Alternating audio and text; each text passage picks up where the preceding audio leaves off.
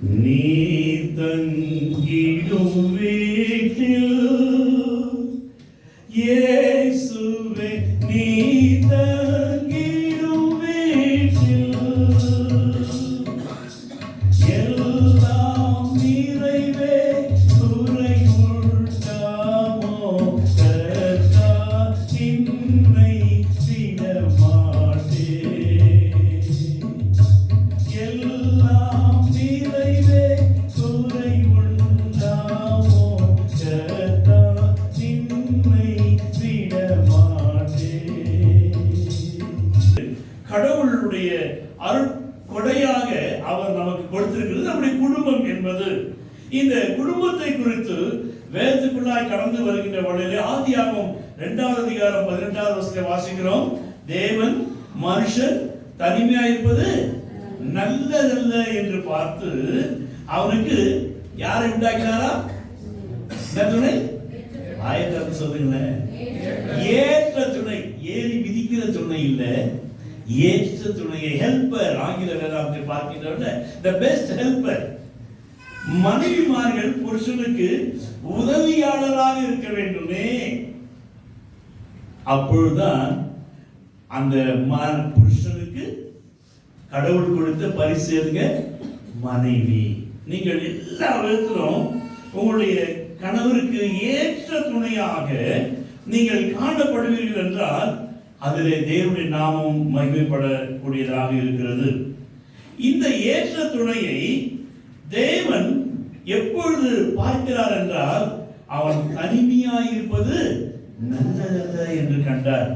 தேவனுடைய பிள்ளைகளே, ஒண்டியாய் இருக்கிறவன் விழுந்தாலும் எழுந்தாலும் முடிந்துவிடும், அவனை தூக்கி விடுவதற்கு யாரும் இல்லை. ஆனால் இருவர் கூடி இருக்கின்ற வழியிலே வேதம் சொல்கிறது, ஒருவன் விழுகின்ற வழியிலே ஒருவன் தூக்கி விடுகிறான் என்று சொல்லி. எனவே தேவன் என்ன செய்தார்? அந்த மனுஷனிடத்தில் இருந்து மனுஷியை உருவாக்கினார். எங்கிருந்து எடுத்தாரு? சென்டர்ல இருந்து எடுத்தாரு. எங்கிருந்து எடுத்தாரு? ஆமா, கீழந்து எடுத்தா என் காது கீழடி மிதி மிதி மிதிப்பாங்க. தலையிலிருந்து எடுத்தா சும்மா இருங்க, நான் தலையில தான் இருக்க வேண்டியவன் சொல்லுவாங்க. அதனால ஆண்டவர் செஞ்சாரு, ஈக்குவலைஸ் பண்ணிட்டார். மத்தியில இருந்து எடுத்தார். இந்த மனிதனுடைய வாழ்க்கையிலே மனிதனை உருவாக்குகின்ற வழியிலே தேவன் மனிதனை மண்ணினாலே உருவாக்கினார். எதனால உருவாக்குனாங்க? ஆம்பளைங்க நாங்களா யாருங்க? மண்ணு, மண்ணாங்கட்டி. மண்ணாங்கட்டி புருஷனுக்கு இரும்புரிக்கு பொண்டாட்டியா. அப்போ இந்த மண்ணினாலே மனிதனை உருவாக்கி அவர் தன்னுடைய ஜீவ சுவாசத்தை ஊதினாராம். அப்ப தேவனுடைய பிள்ளைகளே, இந்த மனுஷனிடத்திலே ஜீவன் இருக்கிறது, சுவாசம் இருக்கிறது. ஜீவன் என்பது கிறிஸ்து, சுவாசம் என்பது சுத்த நல்ல சுவிசேஷத்திலே நாம் வாசம் செய்வது, தேவனோடு வாசம் செய்வதுதான் இந்த ஜீவ சுவாசத்தை அவனுக்குள்ளாக அவர் ஊதினார் என்று சொல்லி பார்க்கிறோம். சுகந்த வாசத்தை, உறவை புதுப்பித்துக் கொள்கிற நாள் தான் இந்த நாள். தேவனோடு கூட அந்த மனிதன் உலாவி வந்த அந்த ஏதேன் தோட்டத்திலே அவனுக்கு ஏற்ற துணையை தேவனாய் கர்த்தர் உருவாக்கி அவனும் இவனுமாக தேவனோடு உறவாடி கொண்டிருந்தார்கள். இந்த உறவாடலிலே கீழ்ப்படியாமை கலந்து வந்தபடினாலே, தேவன் கொடுத்த பரிசை இழந்து போனபடினாலே இன்றைக்கு மனுஷ சுவாசத்தில் என்ன இருக்குதுங்க? என்ன ட்ரபிள்? Breathing trouble. என்ன ட்ரபிள்? ஆஸ்துமா, மூச்சு பிடிச்சிக்குது. அதுக்காக என்ன இன்னையில வச்சு மூக்கில போட்டு தேய்க்கிறான். எல்லா காரணம் என்னங்க? அந்த தேவனுடைய சுவாசத்தை நாம் இழந்து போனபடினாலே. அப்ப தேவனுடைய சுவாசத்தை இழந்து போன நாம் மறுபடியுமாக புதுப்பித்துக் கொள்ளக்கூடிய ஒரு வேலை தான் இந்த வேலை. தனிமையாக அல்ல, குடும்பத்தோடு, கணவனோடு, மனைவியோடு, பிள்ளைகளோடு இணைந்து நாம் என்ன செய்கிறோம்? அவரோடு கூட உறவாட கற்றுக்கொள்ள வேண்டும், அவரோடு கூட இணைந்து செயல்பட கற்றுக்கொள்ள வேண்டும். இன்றைக்கு சிந்திக்க வேண்டிய ஒரு பகுதி, அந்த நாட்களிலே குடும்ப ஜெபம் இருந்தது. இந்த நாட்களிலே குடும்ப ஜெபம் கேள்விக்குறியாக இருக்கிறது. அந்த நாட்களிலே குடும்பமாக சபைக்கு வந்தார்கள். இந்த நாட்களில் பிரிந்து பிரிந்து ஆளுக்கு ஒரு சபை போறாங்க. இதற்கெல்லாம் காரணம் என்ன? தேவனோடு சரியான உறவு இல்லை. தேவன் கொடுத்த பரிசை அவர்கள் சரியாக பயன்படுத்தாதபடியினாலே இப்படிப்பட்ட சூழ்நிலைகள் ஏற்பட்டுக் கொண்டிருக்கிறது. தேவனுடைய பிள்ளைகளே, மனுஷனை தேவன் மண்ணினாலே உருவாக்கினார். எனவே இஸ் a son of மண். மண் பிளஸ் சன். யாருடைய சன்னுங்க அவரு? சொல்லுங்க. மண்ணுடைய சன். நாங்க யாருங்க? மண் சன், மண்ணுடைய சன்னு. ஆனா இந்தமா உருவாக்கினார் பாருங்க, மண் பிளஸ் ஷி, மனுஷி. மண்ணுல இருந்து, எந்த மண்ணுல இருந்து? இந்த மண்ணுல இருந்துங்க. இந்த மண்ணுல இருந்து மனுஷியை உருவாக்கினார். ஆனா எங்களை ஸ்ட்ரைட்டா செம்மண்ணுல இருந்து உருவாக்கினார். ஆனா எரேமியால வாசிக்கிறார்ல, அங்க சொல்றாரு இஸ் a potter, களிமண்ணை போல நம்மை உருவாக்குகிறாரா. செம்மண்ணுல எங்க களிமண் வந்தது? சொல்றாங்க மண்ணில் இதா இருக்குதா, களிமண் தான் இருக்குன்னு சொல்றாங்க பாருங்க. அப்ப அந்த மண்ணை உருவாக்கின்ற விட கொஞ்சம் தான் வந்துச்சுங்க, களிமண் வந்து. அதை போலத்தான் தேவனுடைய பிள்ளைகளை, இந்த மண்ணை எடுத்து மனுஷனை உருவாக்கி அந்த மண்ணில இருந்து என் தேவனாய் கர்த்தர் அவர் ஆதாமிலிருந்து பிரித்து எடுத்து மனுஷியை உருவாக்கினார். எதிலிருந்து உருவாக்கினார்? போன்ல இருந்து உருவாக்கினார். விலா இருப்பிலிருந்து. இதுல இருந்து. ஆமா. அதனால தான் பாருங்க, நீங்க என்ன குடிக்கிறீங்க? போன் விட்டா குடிக்கிறீங்க. நாங்களாம் மண் வீட்டா, நீங்களாம் போன் வீட்டா. உங்களுக்கு போன் தான் ரொம்ப வீக்கா இருந்தா பைபிள் சொல்லுது பெண்கள் பலவீனமான பாண்டம் சொல்லுது. இருக்கட்டும், நல்லதுதான். ஆனா இந்த இடத்துல தேவனுடைய பிள்ளைகளை இவ்வாறு கர்த்தர் மனுஷனையும் மனுஷியும் உருவாக்கி எதற்காக உருவாக்கினார் என்றால் தேவனோடு கூட உறவாடும்படியாக. அவரோடு கூட அவர் கொடுத்த அந்த பரிசை ஆதாமுக்கு ஏவாளை பரிசாக கொடுத்தார், ஏவாளுக்கு ஆதாமை பரிசாக கொடுத்தார். இந்த இருவரும் தேவனுடைய தோட்டத்திலே அவர்கள் சந்தோஷமாக இருக்க வேண்டியவர்களாக இருக்கிறார்கள். இன்னும் ஆழமாக சொல்லப்போனால் ஆதாம் is a product by God. இப்ப ஏவாள் யாரு? சொல்லுங்க. Yes, you are right. By product. எனவே ஆனால் இரண்டுமே சேர்ந்து தேவனை நாம் மகிமைப்படுத்த வேண்டும். அது ப்ராடக்டா இருக்கட்டும், அது பை ப்ராடக்டா இருக்கட்டும். ஆனால் தேவனை மாத்திரமே நாம் சார்ந்தவர்களாக எப்படி இருக்க முடியும் என்றால் நாம் எப்பொழுதுமே தேவனுக்கு நன்றி செலுத்த வேண்டும். என்ன செலுத்த வேண்டும்? யாருக்காக நன்றி செலுத்த வேண்டும்? முதலாவது புருஷன் மனைவிக்காக நன்றி செலுத்த வேண்டும், மனைவி புருஷனுக்காக நன்றி செலுத்த வேண்டும்.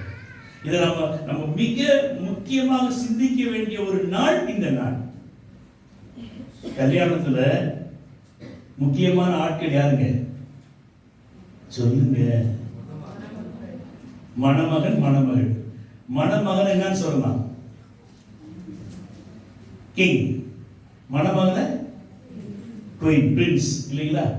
இப்ப இந்த மணமகன் ராஜாவுக்கு, இந்த அம்மா யாருக்கு? ராஜாத்தி. அப்ப திருமணம் ஆன பின்பதாக இந்த ராஜாத்தி ராஜாவை ராஜாவாகத்தான் பார்க்க வேண்டும். அவ்வாறு ராஜாவாக பார்க்கின்ற வழியிலே அந்த குடும்பம் கிங் அண்ட் குயினாகவே இருந்து கொண்டிருக்கும். ஆனால் திருமணம் ஆன பின்பதாக அன்னைக்கு யார் அழுவாங்க? ரொம்ப சொல்லுங்க. பொண்ணுதான் அழும், மாப்பிள்ளை தான் செய்வார். வாட் a great, ரொம்ப உனக்கு ரொம்ப சூப்பராக கிடைச்சிருக்கியா. அன்னையோட அவன் சிரிப்பு செத்து போச்சு. இவன் அன்னையோட அழுக முடிஞ்சிட்டு அடுத்த நாள் வந்துட்டு இவர் அழுவாரு, அந்த மாதிரி சிரிச்சுட்டு இருப்பாங்க. இதெல்லாம் தேவன் தந்த பரிசு. You have to bear it, you have to accept it, you have to enjoy it. அது ஒரு சந்தோஷம் இருக்கிறதுங்க, அது ஒரு சத்தியம் இருக்கிறது. அநேகர் அதை புரிந்து கொள்வதில்லை. தேவன் கொடுத்த பரிசுலே நிச்சயமாக தேவனுடைய ரகசியம் அடங்கி இருக்கிறது. எனவே இந்த இந்த குடும்பமானது எப்பொழுதுமே கிறிஸ்துவை சார்ந்ததாக இருக்க வேண்டும். 1 கொரிந்தியர் 11ஆம் அதிகாரம் 3வது வசனம் வாசிக்கின்ற வழியிலே அங்கு பரிசுத்த பவுல் கொரிந்து திருச்சபைக்கு சொல்லுகின்ற வழியிலே என்ன சொல்லுகின்றார்?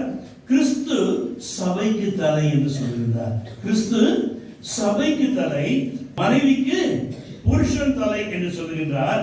எனவே மனைவி சரீரத்திலே எங்கே இருக்கிறார் என்ற ஒரு கேள்வியோடு கூட எப்பொழுதுமே நீங்கள் குடும்பத்தை நடத்தி கொள்ளுங்கள். பவுல் சொல்கிற காரியம், கிறிஸ்து சபைக்கு தலையா இருக்கிறார், குடும்பத்திற்கு தலை புருஷனாக இருக்கின்றவளே மனைவி சரீரத்திலே எங்கே இருக்கின்றார். நாம் சிந்திக்க வேண்டிய ஒரு ஆழமான பகுதி. ஆனால் திருமணம் ஆன பின்பதாக மனைவிமார்கள் என்ன செய்யறாங்க, புருஷன் முழுசு தன்னுடைய கண்ட்ரோல்ல கொண்டாந்துறாங்க. அந்த அம்மா சொன்னா தான் அவர் தலையாட்டுவார், இல்லாட்டா இல்லை. அப்படி அட்ஜஸ்ட் பண்ணிட்டு போனா தான் குடும்பம் நடக்கும் என்கிற சித்தாந்தத்திலே இன்றைக்கு கிறிஸ்தவர்கள் கூட வந்து விட்டார்கள். மிக துக்கமான ஒரு காரியம். ஆனால் வேதம் என்ன சொல்கிறது, குடும்பத்துக்கு யார் தலை? குடும்பத்திற்கு புருஷன் தான் தலை. அப்ப மனைவிக்கு எந்த இடம்? Very good. எங்க? நெக்கு. ஆனா தான் உங்களுக்கு நெக்லஸ் வாங்கி போடுறாங்க. வீட்டுக்காரங்க கல்யாணத்துல நெக்லஸ் போடுறாங்க. எதுக்கு போடுறாங்க? நீ நெக்கா இருந்துக்குமா. நெக்கு தானே இந்த கழுத்தை திருப்புது. நீங்க கழுத்தா இருந்தீங்கன்னா அவர் அழகா நீங்க திருப்பலாம், அவரும் சந்தோஷமா இருப்பாரு. உங்க கழுத்துல நெக்லஸ் மேல செயின் போட்டுனே இருப்பார். தேவனுடைய பிள்ளைய, தேவன் தந்த பரிசு. உன்னுடைய புருஷன் உன்னுடைய வாழ்க்கையில் உன்னுடைய குடும்பத்தில் அவர் தலையாக நீ பார்க்கின்றவளையிலே, அவர் ராஜனாக பார்க்கின்றவளையிலே நீ ஒரு ராணியாக காணப்படுவாய். இன்னைக்கு அநேக குடும்பத்தில் அந்த திருமணத்திற்கு பின்பதாக புருஷனை வேலைக்காரனாக, பிச்சைக்காரனாக அவர்கள் மாற்றி அடிமையாக மாற்றி விடுகிறவர்களாலே இந்த மாதிரி யாரா மாறிடுறாங்க? அடிமைக்கு பொண்டாட்டியா மாறிடுறாங்க, பிச்சைக்காரனுக்கு பொண்டாட்டியா மாறிடுறாங்க. அப்ப இந்த மாதிரி யாரு? பிச்சைக்காரி தான், அடிமை தான். எனவே தேவனுடைய பிள்ளைகளை, வேதம் சொல்கிறது, உங்களுக்கு கர்த்தர் கொடுத்த ஒரு பரிசு புருஷன். இந்த தலையை நீங்கள் என்ன செய்ய வேண்டுமா? கர்த்தருடைய கரத்திலே கொடுத்து அலங்கரிக்க வேண்டும். அதைத்தான் கர்த்தர் அங்கு விரும்புகின்றார். எனவே இந்த தலையும் சரீரத்தையும் இணைக்கின்ற மனைவியே, நீ ஒரு புத்தியுள்ள ஸ்திரீயாக இருந்து தேவன் கொடுத்த இந்த பரிசாகிய குடும்பத்தை நீ உதவியாளராக இருந்து எல்லாருக்கும் ஆலோசனை கொடுக்கின்ற வழியிலே அந்த குடும்பம் நல்ல விதத்தில் நடைபெறும். அதனால்தான் ஒவ்வொரு வார்த்தையும் புருஷன்மார் தயவு செய்து மனைவிடத்தில் ஆலோசனை கேளுங்க. மனைவிட்ட ஆலோசனை கேளுங்க. அவ்வாறு நீங்கள் கேட்கின்ற வழியிலே அவர்கள் உங்களை சரியான பாதையில் வழிநடத்துவார் என்று வேதம் சொல்வது. she is our helper. நமக்கு துணையாளராக, உதவி செய்கிறவளாக, நம்மை நல்ல விதத்தில் நடத்துகின்றவளாக அவள் காணப்படுவாளாம். அண்ணாதுரை அமெரிக்கா போயிருந்த வழியில அங்க ஒரு ஃபாரின் லேடி என்ன செஞ்சாங்கன்னா, கேட்டாங்க, ஐயா உங்க ஊர்ல தான் ஆம்பளைங்க முன்னாலேயும் பொம்பளைங்க பின்னாலேயும் போறாங்க, நாங்க ஈக்குவல் 2 பேர் ஒன்னா கை பிடிச்சிட்டு போறோம்னு சொன்னாங்களாம். அதுக்கு அண்ணாதுரை சொன்னாரா, நாங்க கொஞ்சம் கம்மிங்க அறிவுல, பொம்பளைங்க பின்னால நீங்க என்ன செய்யுங்க, குத்தி விடுறாங்க, நாங்க கரெக்டா போய்கிட்டு இருக்கோம். சற்று உண்மை. நாங்கள் மண்ணினாலே உருவாக்கப்பட்டவர்கள், நீங்கள் எறும்பினாலே உருவாக்கப்பட்டவர்கள். உங்களுக்கு விசுவாசம் அதிகம், எங்களுக்கு விசுவாசம் அன்பேலன்ஸ். பைபிள்ல பாருங்க, ஸ்திரீகள் தான் முதலாவது வாழ்ந்தார்கள், ஆண்டவர் உயிர்த்தெழுந்ததாக தன்னுடைய வீட்டுக்கு முதலாவது அழைத்தவர்கள் ஸ்திரீகள் தான். இவ்வாறு வேதத்தில் எல்லா இடத்திலும் ஸ்திரீகளுக்கு முக்கிய பங்கு காணப்படுகிறது. எனவே அருமையான கணவன்மாரே, உங்களுக்கு கர்த்தர் கொடுத்த ஒரு பரிசு மனைவி என்பதை மறந்து போகாதீர்கள். அதே நேரத்தில் அருமையான சகோதரிமார்களே, உங்களுக்கு கர்த்தர் கொடுத்த ஒரு பரிசு உங்களுடைய புருஷன் என்பதை ஒரு நாளும் நீங்கள் மறந்து போகாதீர்கள். ஏதாவது பிரச்சனை வருகின்ற வரையில என்ன செய்யணும்? 2 பேருக்கு பிரச்சனை வந்துச்சு. வந்த உடனே ஒரே ஒரு பாட்டு பாடணும். நீ உனக்கு சொந்தமல்லவே, மீட்கப்பட்ட பாவி நீ உனக்கு சொந்தமல்லவே, நீ உனக்கு சொந்தமல்லவே, நீ மலர்கிறது நாதற்கே சொந்தம், நீ உனக்கு சொந்தமல்லவே. இந்த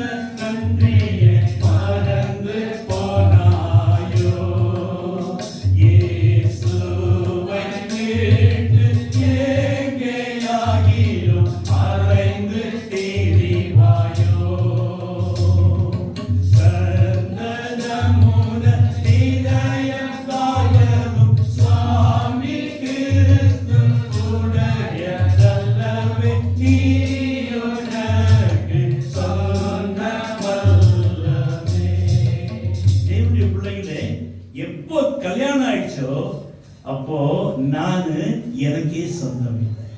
நானே சொல்லுங்க சொல்லுங்க, நான் எனக்கு சொந்தமில்லை. நான் என் மனைவிக்கு, மனைவியே என் புருஷனுக்கு சொந்தமான. இந்த கான்செப்ட்ல உங்களுடைய வாழ்க்கை கடந்து செல்லும் என்றால் எப்பொழுதுமே உங்களுடைய புருஷனை, உங்களுடைய மனைவியை பார்க்கின்ற எனக்கு கர்த்தர் கொடுத்த ஒரு பரிசு என்று நீங்கள் பரிசு பொருட்களாக நினைக்கின்றவர்களே அதை எப்பொழுதும் உயர்ந்த ஸ்தானத்தில் வைத்து பார்ப்பீர்கள். இதுதான் ஒரு குடும்பத்துடைய ஒரு சூழ்நிலை. வாசிக்கின்ற யோசுவாவின் புஸ்தகத்திலே 24வது அதிகாரம் 15வது வசனம் எடுத்தவர்கள் வாசிப்போம். கர்த்தரை சேவிக்கிறது உங்களுடைய பார்வைக்கு ஆகாததை கண்டால் யாரை சேவிப்பீர்கள் என்று இன்று தெரிந்து கொள்ளுங்கள். இந்த குடும்பத்தை குறித்து பார்க்கின்ற வகையில யாரை சேவிக்க வேண்டும்? 14வது வசனத்திலே நதிக்கு அப்புறத்திலும் எகிப்திலும் சேவித்த தேவர்களை. இந்த குடும்பம், இஸ்ரவேல் குடும்பமானது நதிக்கு அப்புறத்திலே வெளியே நின்ற ஒரு குடும்பமாக இருக்கிறது. தேவனாய் கர்த்தராலே மோசேயினாலே நடத்தப்பட்ட குடும்பம் இந்த இஸ்ரவேல் குடும்பம். ஆனால் இந்த குடும்பமானது அவருடைய முற்பிதாவுடைய சந்ததியை பார்க்கின்ற வகையிலே ஆபிரகாம், ஈசாக்கு, யாக்கோபு, யோசேப்பு, மோசே, ஆரோன், மீரியா, யோசுவா என்று இவர்கள் வழியாக நடத்தப்பட்ட இந்த குடும்பம் எகிப்திலே இருந்து இஸ்ரவேல் இந்த குடும்பமானது கானானுக்கு போகின்ற வழியில அவர்கள் ஏற்கனவே அடிமையாக இருந்த அந்த எகிப்தினுடைய தெய்வங்களை பார்த்தார்கள். அந்த தெய்வங்களுக்கு அவர்கள் வேலை செய்தார்கள். அந்த தெய்வங்களுக்காக பல பணிவிடைகளை செய்யக்கூடிய ஒரு அடிமைகளாக இருந்தார்கள். அது மாத்திரம் அல்லாதபடிக்கு இந்த இஸ்ரவேல் மக்கள் அந்த அடிமைத்தனத்தினுடைய தெய்வத்தை வாஞ்சியோடு வழிபடும்படியான தன்னுடைய இருதயத்தை செலுத்தினார்கள். தேவனை விட்டு வெளியே நிற்கின்றது காரணம் என்ன? தேவாதி தேவனை வணங்குவதை விட்டுவிட்டு, தேவனாய் கர்த்தரை தேடுவதை விட்டுவிட்டு, இவர்கள் நதிக்கு அப்புறத்திலே அவர்கள் வாழ்ந்த அடிமைத்தனத்தின் காரியங்களை அவர்கள் என்ன செய்தார்களாம்? பின்பற்ற ஆரம்பித்தார்கள். இந்த இஸ்ரவேல் மக்களுடைய வாழ்க்கையை பார்க்கின்ற வகையிலே அவர்கள் எகிப்தியருக்கு அடிமைகளாக இருந்தார்கள். எகிப்தியருடைய பார்வையிலே ஆடு மேய்ப்பவர்கள் அவர்கள் தள்ளப்பட்டவர்களாக, அருவருப்பானவர்களாக இருந்தார்கள் என்று ஆதியாகமம் 46வது அதிகாரம் 33வது வசனத்தில் வாசிக்கிறோம். தள்ளப்பட்டவர்கள், ஆனால் அங்கு அடிமைகளாக அங்கு வாழுகின்ற வகையிலே தேவனாய் கர்த்தர் அந்த அடிமைத்தனத்திலிருந்து அவர்களை கானானுக்கு கொண்டு வருகின்றார். அவ்வாறு கொண்டு வருகின்ற வகையிலே இவர்கள் அந்நிய தேவனுக்கு வேலை செய்தது மாத்திரம் அல்லாதபடிக்கு அந்த வழியிலே யோசுவா 24:12 வாசிப்போம். யோசுவா 24:12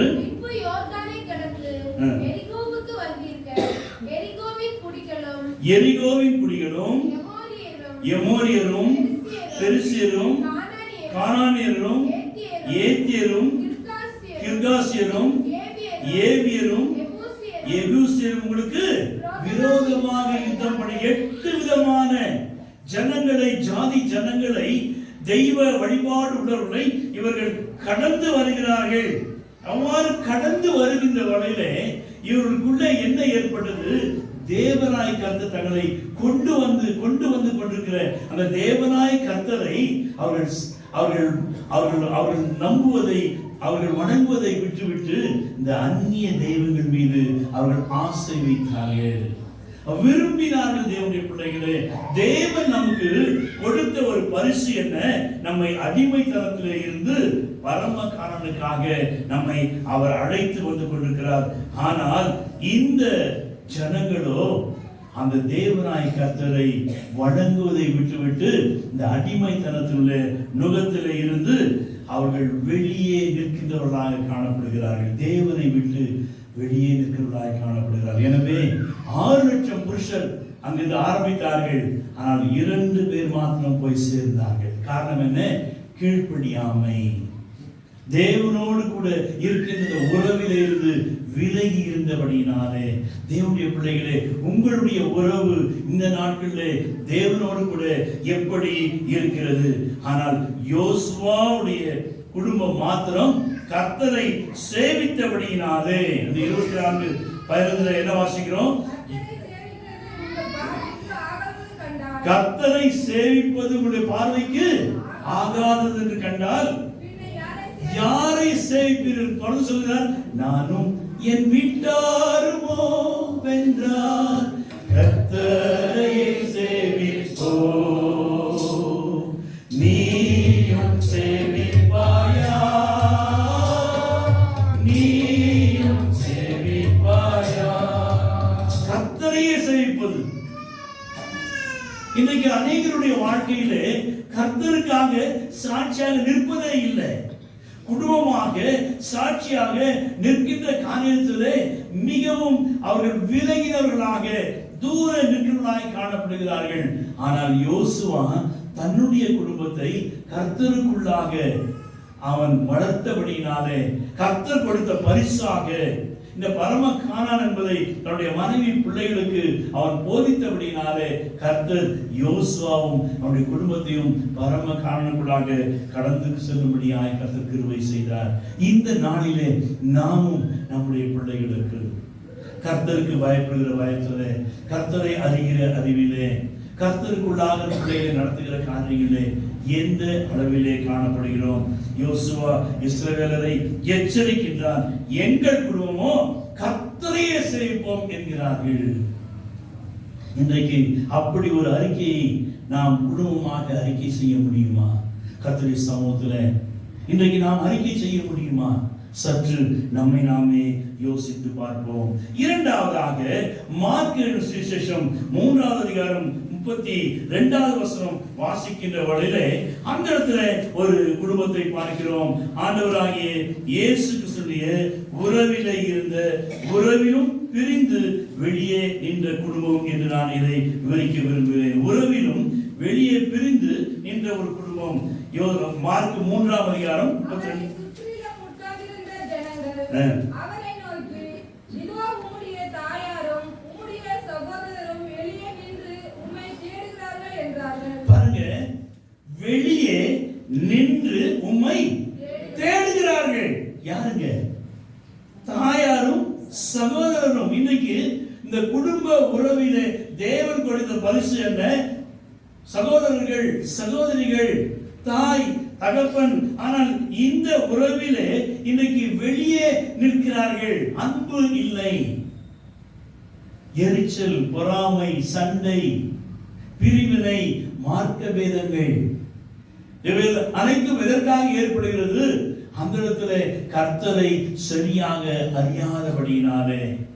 அந்த ஆண்டவராகிய இயேசுடைய தாயாரும் அந்த சரித்திரத்தை நாம் பார்க்கின்ற யோவான் 2வது அதிகாரத்திலே அங்கு அந்த சுய சித்தத்தை அது வெளிப்படுத்துகிற ஒரு சம்பவமாய் காணப்படுகிறது. அந்த இடத்துல அந்த ரசம் குறைந்த வழியிலே மரியாதை போய் கேட்கிறார்கள். மரியாதை வந்து உடனே ஆண்டவர்கிட்ட சொல்றாரு. அந்த அம்மா சொல்லுகின்ற வேலை ஆண்டவர் என்ன சொல்றாரு? என் வேலை இன்னும். அப்போ உடனே புரிந்து கொள்கிறார்கள். அவர் உங்களுக்கு என்ன சொல்கிறாரோ அதன்படி செய்யுங்கள். அவர் உங்களுக்கு என்ன சொல்கிறாரோ. இன்றைக்கு அநேக நம்முடைய வாழ்க்கையில அவர் சொல்லுவதை நாம் கேட்காதபடிக்கு உலக பிரகாரமாக யாரிடத்திலே போய் ஆலோசனை கேட்போம் என்று இன்றைக்கு அநேகர் வித்தியாசமான சூழ்நிலையிலே ஆலோசனை கேட்கிறவர்களாய் நாம் காணப்படுகிறோம். தேவனுடைய பிள்ளைகளே, தேவன் நமக்கு கொடுத்த ஒரு பரிசு என்ன? நாம் அவரிடத்திலே நேராக சென்று கேட்க முடியும். கேளுங்கள், அப்பொழுது சந்தோஷம் நிறைவாய் இருக்கும்படி பெற்றுக்கொள்வீர் என்று யோவான் 16:24 வாசிக்கிறோம். எனவே தேவனுடைய திட்டத்தை இந்த மரியாள் உணர்ந்தபடினாலே அவள் சொல்லுகிறார், அவர் உங்களுக்கு என்ன சொல்கிறாரோ அதன்படி செய்யுங்கள். ஆனால் இந்த இடத்துல பார்க்கின்றவர்களே அதே தாயார் தனக்கு பிறந்த மற்ற பிள்ளைகளோடு உடன் பிறந்தவர்களோடு கூட நிற்கின்ற வழியிலே வெளியே நிற்கிறார்கள். தேவனுடைய பிள்ளைகளே, இந்த தேவன் கொடுத்த பரிசுல நம்முடைய குடும்பம் எந்த இடத்திலும் நாம் வெளியே நிற்காதபடிக்கு, நாம் மற்றவர்கள் நம்மை பார்த்து உங்களுடைய குடும்பத்தார் வந்திருக்கிறாங்க, உங்க சொந்தக்காரர் வந்திருக்காங்க என்று மற்றவர்கள் சொல்லாதபடிக்கு நாம் அந்த உறவை புதுப்பித்துக் கொள்ளுகிற ஒரு பரிசாய் கொடுத்த நாள் தான் இந்த நாள். எனவே இன்றைக்கு ஒருவேளை உங்களுடைய குடும்பங்களில் எங்கேயாவது விரிசல் காணப்படும் என்றால், இன்றைக்கு நீங்கள் குடும்பமாக அவரோடு ஐக்கியப்படுங்கள். கர்த்தர் கொடுத்த இந்த பரிசை நீங்கள் அவர்களுக்கு கொடுங்கள். எங்களுடைய குடும்பத்தில் இருக்கிற அந்த சந்தோஷத்தை நாம் அனைவருமாக இணைந்து பெற்றுக்கொள்வோம் என்று சொல்லி அவர்களையும் நாம் அழைக்க வேண்டியவர்களாய் காணப்படுகிறோம். ஆண்டவராய் இயேசு என்ன சொல்கிறார்? தேவனுடைய சித்தத்தின்படி செய்கிறவனே அவனே எனக்கு சகோதரனும் சகோதரியுமாய் இருக்கிறார். தேவனுடைய சித்தம் என்ன? இந்த சகோதரனை மன்னிக்க வேண்டும், இந்த சகோதரியை மன்னிக்க வேண்டும், தாயும் தகப்பனையும் தூஷிக்க கூடாது, வயசாயிடுச்சுன்னா அவனை கேவலமா பேசக்கூடாது. இப்படி வேதத்தில் அநேக ரகசியங்கள் இருக்கிறது. தான் தேவனுடைய சித்தம். தேவனுடைய சித்தத்தை அறிந்து நாம் செயல்படுகின்றவர்களே அவருடைய குடும்பமாக நாம் மாற்றப்படுகிறோம். முதலாவது அவர் நமக்கு கொடுத்த ஒரு பரிசு புருஷனுக்கு மனைவியும் மனைவிக்கு புருஷனுமாக இருந்தது. இரண்டாவதான ஒரு காரியம், நாம் அவருடைய குடும்பத்தின் பிள்ளைகளாக காணப்படுகிறோம். மூன்றாவதாக எபேசியர் 3ஆம் அதிகாரம் 14வது வசனம் வாசிக்கின்ற வேளையிலே, அங்கு பாஸ்டர் பவுல் சொல்லுகின்ற வேளையிலே 3:14 இப்படியாய் சொல்கிறார், இனிமித்தம் நான் பரலோகத்திலும் பூலோகத்திலும் உள்ள முழு குடும்பத்துக்கும் நாமக்காரராகிய, பரலோகத்திலும் பூலோகத்திலும் இல்ல முழு குடும்பம். மூன்றாவது ஒரு குடும்பம் எது என்றால் சபை என்கிற ஒரு குடும்பம். இந்த சபை என்கிற குடும்பத்திலே அது ஒரு முழு குடும்பமாக இருக்கிறது. இந்த சபை என்கிற குடும்பத்திலே பூலோகத்தில் ஆரம்பித்து நாம் பரலோகத்துக்கு கடந்து செல்ல வேண்டும். ஆமென். பூலோகத்தில் ஆரம்பித்து அதுக்கு நிழலாட்டமான ஆராதனை என்று வாசிக்கிறோம். நிழலாட்டமான ஒரு ஆராதனை தேவனுடைய பிள்ளைகளே. இங்கே குடும்பமாக நாம் உட்கார்றது போல பரலோகத்தில் உட்காரணும். சொல்லுங்க, குடும்பமா உட்காரணும். எனவே அங்கு சொல்லுகின்ற வழியிலே முழு குடும்பத்திற்காக ஒவ்வொருவரும் அங்கு பவுலை போல அவர் சொல்லுகிற காரியம் என்ன? சபை என்கிற குடும்பத்துடன் இணைந்து என்ன செய்ய வேண்டுமா? முழங்கால் படியிட வேண்டும். என்ன செய்யுங்க? இப்ப இந்த தலையில துணி போடுறதே விட்டுட்டாங்க. முடியல. என்ன மாதிரி பாருங்க. இதே ஊருக்கு போயிட்டாங்கன்னா ரொம்ப பக்தி தான், எல்லாத்தையும் போட்டு. ஏன்னா அங்க என்ன வைவாங்களே, திட்டுவாங்களே, என்னடே ஆச்சு உனக்குன்னு சொல்லுவாங்களே. தேவனுடைய பிள்ளையே, முழங்கால் ஜெபம் என்ன செய்யுங்க? கேத்தலிக் சபையில் போய் பாருங்க, அத்தனை முறை தோப்புக்காரன் போடுறான். நமக்கு கொஞ்சம் போட்டால் இடுப்பறி வந்துடுது. கண்டினியூவா இந்த வருஷத்துல முழங்கால் போட்டு ஜெபம் பண்ணி பாருங்க, இடுப்பறி வராது, ஆமீன் சொல்ல மாட்டோம். நெஞ்சு வலி வராது, ஆமீன் சொல்ல மாட்டோம்.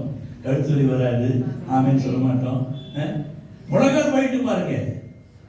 முழங்கால நின்று நீங்க ஜெபித்து பாருங்க, கேட்டு பாருங்க, உங்களுக்கு எந்த வலி வரும். ஆனா நிச்சயமாகவே தேவனாலே கூடாத காரியம் ஒன்றுமே இல்லை. எனவே இங்கு சபை என்கிற முழு குடும்பமும் கிறிஸ்து கொடுத்த பரிசு என்னவென்றால் நாம் முழங்கால் படிக்க வேண்டும். உங்க வீட்டுல நீங்க முழங்கால் படி ஜெபம் பண்ணி பாருங்க. உங்க புருஷன் பார்ப்பாரு, உங்க மனைவி பார்ப்பாங்க, உங்க பிள்ளைங்க பார்ப்பாங்க. அவர்கள் அதை கற்றுக்கொள்வார்கள். நான் பைபிள் காலேஜ் படிக்கிற நேரத்தில் மேத்தியாஸ் என்று சொல்லக்கூடிய ஒரு மலையாள தம்பி இருந்தான். அவன் வந்துட்டு அந்த சாப்பாடு போட்டவொடனே நல்லா இப்போ போட்டு சாப்பிடுவான். முதல் சாப்பாடு நல்லா ஜெபம் பண்ணுவான். ஜெபம் பண்ணி முடிச்சுட்டு ஒரு அங்கே பருப்பு இல்லாத முழு சாப்பிட்டு மறுபடியும் சாப்பாடு போடுவான். மறுபடியும் ஜெபம் பண்ணுவான். சாப்பிட்டு முடிச்சுட்டு தட்டை கொண்டு போடுறதே ஜெபம் பண்ணுவான். அதை நான் கிட்டத்தட்ட 4 ஆண்டுகள் அவனை பார்த்து கொண்டே இருந்தேன். ஒரு நாள் அவன்கிட்ட கேட்டேன், எதுக்கு இப்படி 2 முறை ஜெபம் பண்ண? ஆண்டவர் நமக்கு கொடுத்த ஆசீர்வாதம் இது, அது நமக்கு பிரயோஜனமா இருக்கணும், மற்றவர்களுக்கு இல்லாமல் இருக்குது. அன்றையிலிருந்து இன்றைக்கு வரைக்கும் 2 முறை நான் சாப்பிட்றதில்லை, 1 முறை தான் சாப்பிட்றேன். சாப்பிட்டு முதலையும் ஜெபம் பண்ணுறேன், முடிச்சிருந்தாலும் ஜெபம் பண்ணுறேன். தேவனுடைய பிள்ளைகளே, ஜெபம் என்பது தேவன் நமக்கு கொடுத்த ஒரு அன்பின் பரிசு. அவரோடு நாம் ஐக்கியப்படும்படியாக, நாம் கேட்கிற ஒவ்வொரு காரியங்களும் அங்கு கிடைக்கும்படியாக ஜெபம் என்பது நம்மை தாழ்த்துவதை குறிக்கிறது. ஜெபம் என்பது ஒரு கீழ்ப்படுதலை குறிக்கிறது. இன்னைக்கு அநேகர் நான் நடந்துகிட்டே ஜெபிக்கிறேன், நான் இப்படி ஜெபிக்கிறேன் இல்லை. தேவனுடைய பிள்ளைகள், சாலமோன் ராஜா என்ன செஞ்சானா? தேவனுடைய சமூகத்திலே முழங்கால் படிக்கிறான். நான் ஒன்றுமில்லை என்று என்னுடைய கரங்களை விரித்தான் தேவனுடைய பிள்ளைகளே. எனவே சபை இங்கு நாம் பூலோகத்திலே முழு குடும்பமாக தேவனுடைய சமூகத்திலே முழங்கால் படியிட்டு ஜெபிக்கின்ற வழியிலே நாம் பரலோகத்திற்குரியவர்களாக மாற்றப்படுகின்றோம்.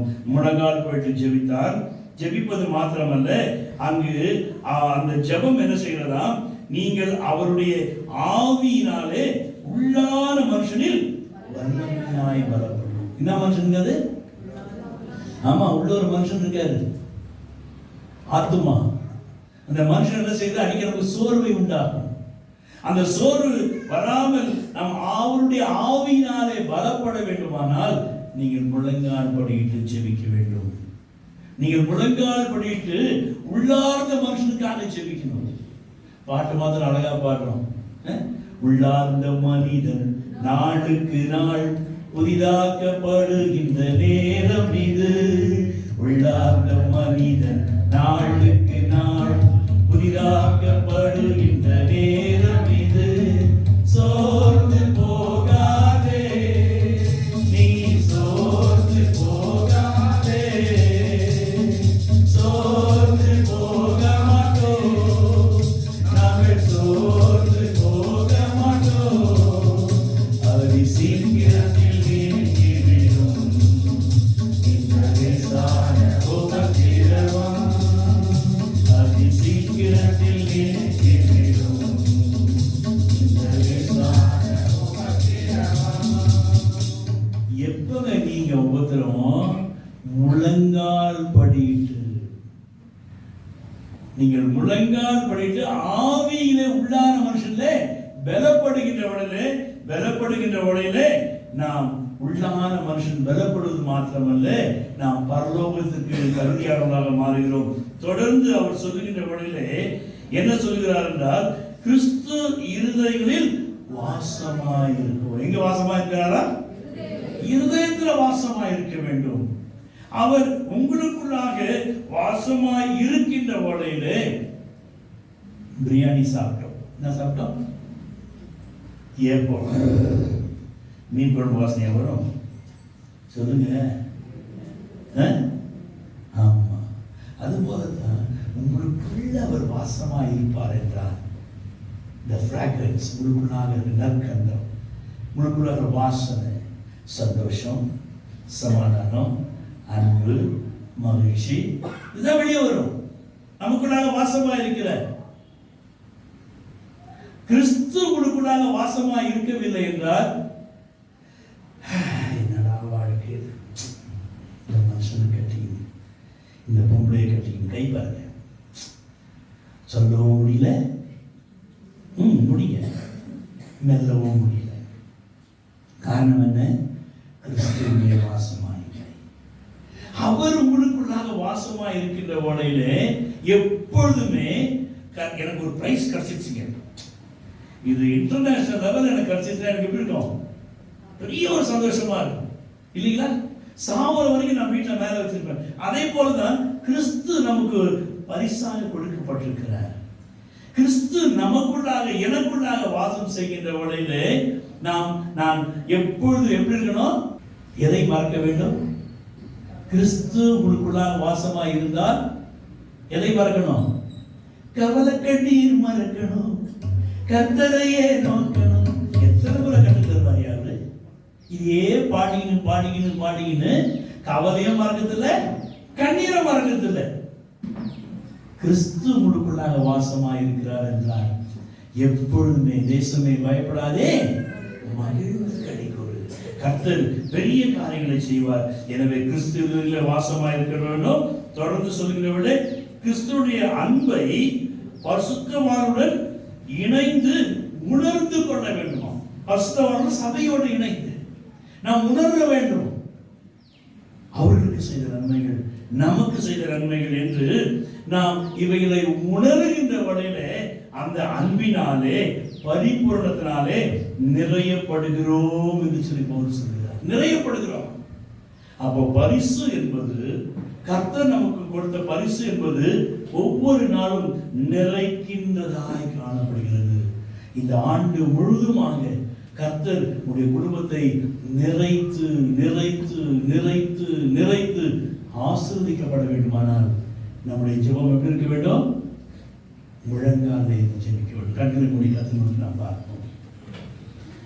முழங்காலில் நிற்க வேதத்தை அறிய தினந்தோறும் தேவா உணர்த்தும். உமக்கும் எனக்கும் இடையில் எதுவும் என்றுமே வராமல் காத்திடும். உம்மை போல் யாருண்டு எந்த சொன்னாதா இந்த பாதலுக்கு உம்மை போல் யாருண்டு. இன்றைக்கு நான் செய்யும் இந்த தீர்மானத்தை என்றைக்கும் காத்திட ஆவியால் இருக்கும். நொறுக்கும் உடையும் வளையும் உமக்கே உகந்த தூய சரீரமாய் ஐம்பொறிகளையும் உமக்குள் நடக்கும் இயேசுவே ஆவியால் நிரப்பும். வெற்றி வாழ்க்கையுள்ள மகனாய் திகழ அக்கினி என்னுள்ளம் நிரப்பும். உம்மை போல் யாருண்டு எந்த